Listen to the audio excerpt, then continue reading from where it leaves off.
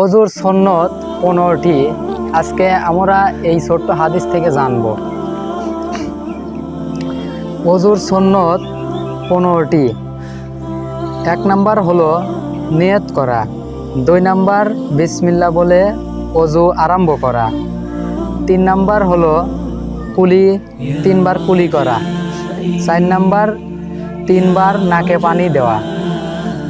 5 number হাতের আঙ্গুলগুলো খেলাল করা। 6 উভয় হাত কবজি পর্যন্ত 3 বার ধৌত করা। 7 মিসওয়াক করা। 8 সমস্ত মুখমণ্ডল 3 বার ধৌত করা। 9 নাম্বার হলো উভয় হাত কনুইসহ 3 বার ধৌত করা। 10 নাম্বার হলো সমস্ত মাথা একবার মাসহ করা। 11 নাম্বার হলো উভয় কান একবার মাসহ করা।